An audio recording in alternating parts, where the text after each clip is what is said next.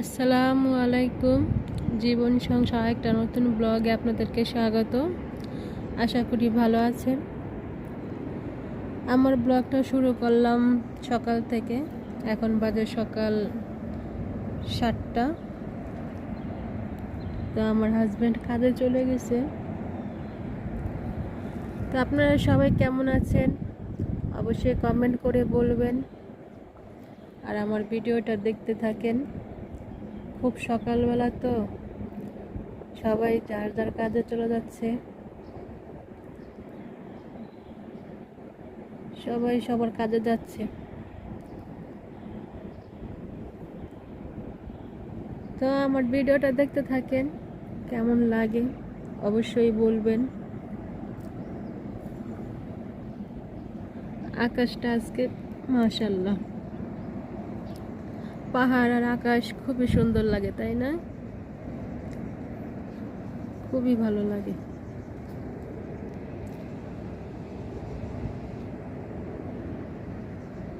এই যে গাছটাতে কিন্তু অনেক ফুল ছিল, সব ফুল ঝরে গেছে আস্তে আস্তে।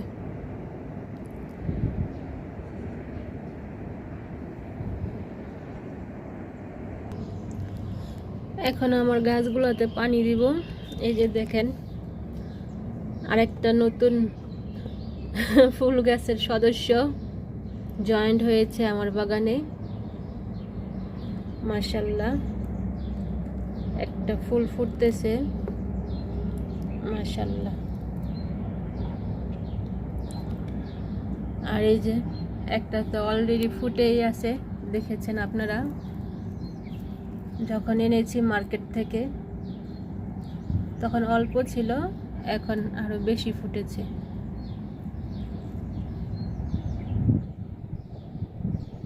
মাশাআল্লাহ।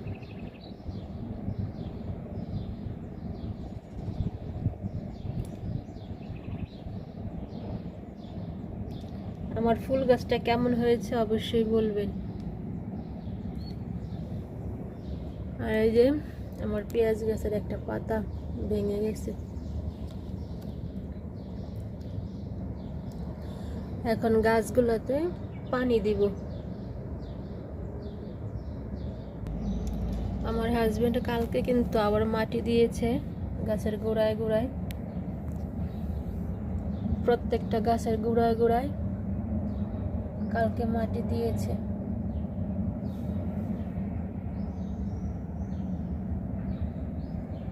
তো গাছগুলোতে পানি দেই, পানি একদম শুকিয়ে গেছে, পানি একদম শুকিয়ে গেছে।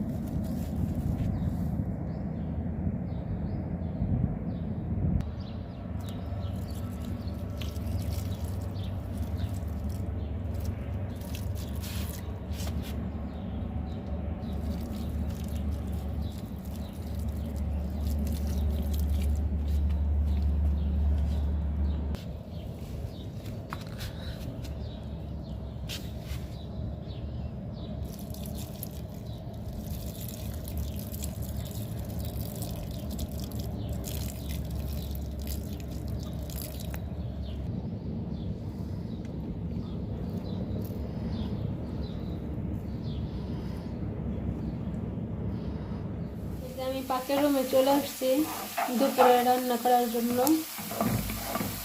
আজকে আমি দুপুরে রান্না করব বিরিয়ানি। এখানে আমি পেঁয়াজগুলো ভেজে নিচ্ছি। এখানে তেজপাতা, এলাচ, দারচিনি দিয়ে পেঁয়াজগুলো ভেজে নিচ্ছি। আর আমি এখানে এই যে মুরগির মাংস গুলো আমি ম্যারিনেট করে রেখেছিলাম। এখানে শুধু এই কি যেন বিরিয়ানির মশলা, টক দই, আর হচ্ছে টমেটো সস, আর লবণ, আদা রসুন, এগুলো দিয়ে আমি কিন্তু ম্যারিনেট করে রেখেছিলাম। প্রায় 45 মিনিটের মতো হয়ে গেছে।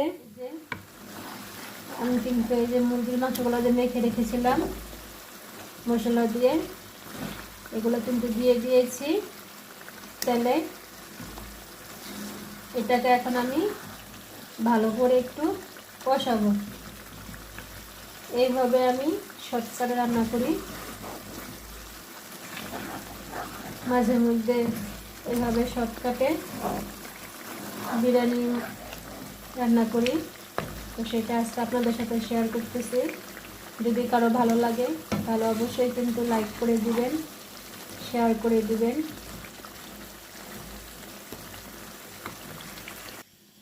এই যে আমি কিন্তু হালকা একটু কষানোর পরে তারপরে পানি দিয়ে দিয়েছি। আমি ভালো করে কিন্তু এটা এখন কষাবো। তখন কিন্তু ভালো করে কষাই নাই, কারণ এখানে টক দই ছিল, তারপরে এই বিরিয়ানি মশলা ছিল। এগুলো যদি ভালো করে কষাইতে যায় পানি ছাড়া, তাহলে এগুলো কিন্তু হালকা একটু পুড়ে পুড়ে যাবে। পুড়ে গেলে কিন্তু খেতে ভালো লাগে না। বিরিয়ানি মশলা টক দই যদি পুড়ে যায় তাহলে কিন্তু সেই বিরিয়ানি খেতে কিন্তু ভালো লাগে না। তাই আমি বেশিক্ষণ কষাই নাই, অল্প একটু কষানোর পরেই আমি পানি দিয়ে দিয়েছি। এখন আমি এই পানিতে এটা ভালো করে কষাবো, যাতে বিরিয়ানি মশলার যে একটা আলগা যে কাঁচা একটা গন্ধটা থাকে সেটা যেন চলে যায়, আর মাংসটাও যেন ভালোভাবে সিদ্ধ হয়ে যায়। এইভাবে বাসায় একবার হলেও কিন্তু ট্রাই করে দেখবেন, খুবই ভালো হয় খেতে। এই যে আমার কিন্তু কষানো হয়ে গেছে চিকেনটা, আর সাথে কিন্তু আমি ডিমও সিদ্ধ করে দিয়ে দিয়েছিলাম। সেটার ভিডিও করিনি, তাহলে ভিডিওটা অনেক বড় হয়ে যাবে। আর পাশে চুলায় আমি পানি বসিয়ে দিয়েছি, পানি প্রায় বলক চলে আসছে। এখানে এখন আমি লবণ দিব, গরম মশলা দিব, তেল দিব, তারপরে আমি চাল দিয়ে দিব। চালটা আমি 50% বয়েল করে নেব, তারপরে আমি দমে দিয়ে দিব। বিরিয়ানির ফাইনাল লুক। আর এই যে আমার হাজব্যান্ড খাচ্ছে বিরিয়ানি। কেমন হয়েছে বলো?